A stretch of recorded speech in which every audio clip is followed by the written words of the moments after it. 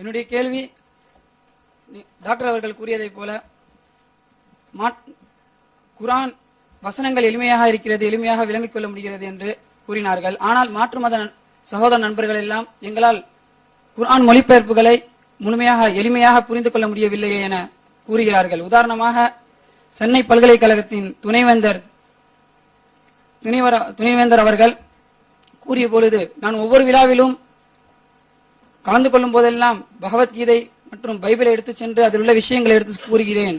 ஆனால் குர்ஆன் மொழிபெயர்ப்புகளை என்னால் எளிமையாக புரிந்து கொள்ள முடியவில்லை. ஆகையால் அதனுடைய குர்ஆனை எடுத்துச் சென்று அதனுடைய விஷயங்களை என்னால் எடுத்து வைக்க முடியவில்லை. ஆதலால் ஏதேனும் மாற்று ஏற்பாடு ஏதேனும் இருந்தால் செய்யுங்கள் என்று இஸ்லாமியர்களை பார்த்து கோரிக்கை வைத்தார்.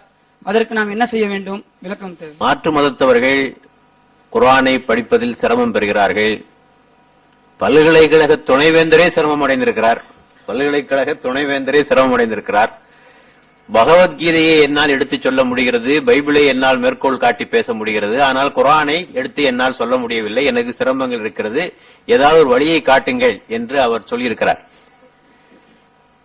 ஆகவே இதற்கு ஒரு நல்ல தீர்வை சொல்ல வேண்டியது முஸ்லிம்களாகிய நம்முடைய பொறுப்பு. ஒரு பக்கம் சொல்றோம் குர்ஆன் எளிமையானது என்று, வாங்குறவங்க பூரா கஷ்டமா இருக்குன்றாங்க. என்னங்க இதுக்கு தீர்வு என்று நாம் யோசிக்க வேண்டும். முதலாவதாக சிரமங்கள் சில உள்ளன என்பதை நாம் ஒத்துக்கொள்ள வேண்டும். குர்ஆனை புரிவதிலே சில சிரமங்கள் இருக்கத்தான் செய்கின்றன. அதுவும் குறிப்பாக முஸ்லிம் அல்லாத சகோதரர்களுக்கு இதை புரிவதிலே சில சிரமங்கள் இருக்கத்தான் செய்கின்றன என்பதை நாம் முதலாவதாக புரிந்து கொள்ள வேண்டும். பல முஸ்லிம்கள் எனக்கு இது புரிந்ததா தெரியல, குர்ஆனுடைய எந்த அடிக்குறிப்பும் இல்லாத புத்தகத்தை கூட குர்ஆனை கூட தூக்கி கொடுக்கிறார்கள். எப்படி அவர்கள் புரிவா எனக்கு புரியல. உதாரணத்துக்கு ஒரு வசனத்தை சொல்லி காட்டினார், நிராகரிப்பாளர்களை உங்கள் நண்பர்களாக ஏற்றுக்கொள்ள வேண்டாம் ஒரு வசனம் இருக்கு. இது ஒரு முஸ்லிம் அல்லாதவர் எந்த ஒரு விளக்க உரையும் இல்லாமல் படித்தார் என்ன முடிவுக்கு வருவார்? என்ன அது அநியாயமா இருக்கு? எங்களால் நண்பர்களாக ஆக்கிக் கொள்ள வேண்டாம் சொல்லி எங்களுக்கே புக்கு கொடுக்குறீங்க என்றுதானே அவர் சொல்ல போகிறார்.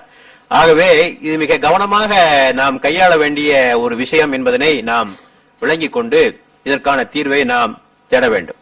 முதலாவதாக குர்ஆனை பற்றி அவருக்கு ஒரு சிறிய அறிமுகத்தை முதலாவதாக சொல்ல வேண்டும். குர்ஆனை பற்றிய ஒரு சிறிய அறிமுகம்.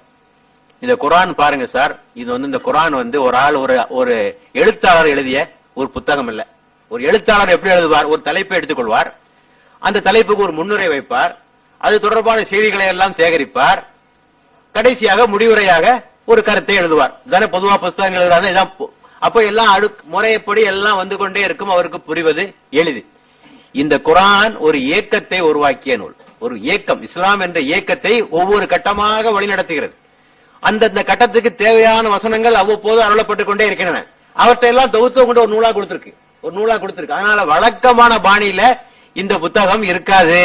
இது இந்த வகையில் இது தொகுக்கப்பட்ட நூல். இது முதலாவதாக அவருடைய உள்ளத்தில் நீங்கள் பதிக்க வேண்டும். அடுத்தது, இது ஒரு எழுதப்பட்ட நூல் அல்ல, இது ஒரு ஆற்றப்பட்ட உரை போன்ற உரைதான். இது உரையினுடைய தொகுப்பு. இதை அவருக்கு நாம் சொல்ல வேண்டும். அடுத்தபடியாக குர்ஆனை நுழைவதற்கு முன்னர் இஸ்லாம் பற்றிய சில அடிப்படையான விஷயங்களை தெரிந்து கொண்டால் தான் இந்த குர்ஆனை புரிய முடியும். அவன் எடுப்புல இவ்வளவு பெரிய வால்யூமோ ஒருத்தர் படிச்சிட மாட்டார். ஆகவே நான் சொல்லுகிறேன், உங்களுக்கு யாருக்காவது நீங்கள் இஸ்லாத்தை அறிமுகப்படுத்த வேண்டும் ஆசைப்பட்டால் எடுத்த எடுப்பில் குர்ஆனை கொடுக்க வேண்டாம்.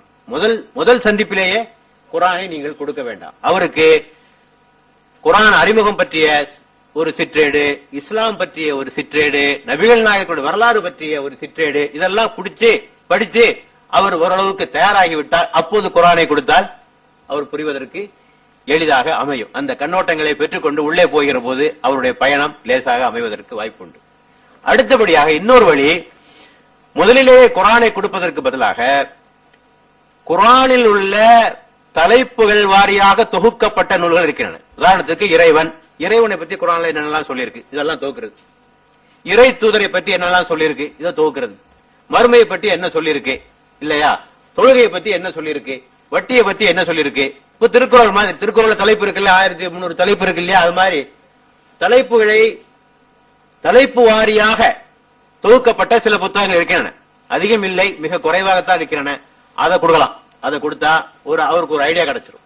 இப்படி எல்லாம் ஓரளவுக்கு அதை படித்தா அவர் சொல்லுகின்ற அந்த பிரச்சனை தீர்ந்துவிடும். அவர் மேற்கோள் காட்டணும்னு ஆசைப்படுகிறாரு. இந்த தொகுக்கப்பட்ட நூல்கள், உதாரணத்துக்கு நம்ம IFT வெளியிட்டு இருக்கிறோம், வேத வரிகளும் தூதர் மொழிகளும் என்ற ஒரு சிறிய புத்தகத்தை நாம் வெளியிட்டிருக்கிறோம். இது போன்ற சில புத்தகங்கள் வெளியிட்டிருக்கிறோம். இதை நேரடியாக இந்த செய்தி அவருக்கு போய் சேரும்.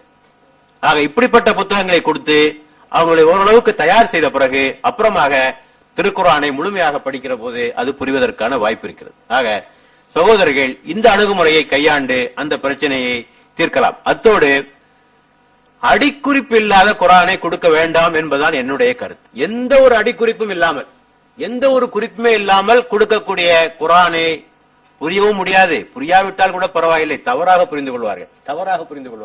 அதற்கான வாய்ப்பு இருக்கிறது. ஆகவே இந்த கஷ்டங்களை புரிந்து கொண்டு அவருடைய தரத்திற்கு ஏற்றவாறியும் அவருடைய ஆர்வத்தை பொறுத்தும் இஸ்லாத்தை பற்றி அவருடைய ஞானத்தை பொறுத்து பொருத்தமான புத்தகங்களை கொடுப்பதன் மூலமாக இந்த பிரச்சனையை தீர்க்கலாம் என்று நான் கருதுகின்றேன்.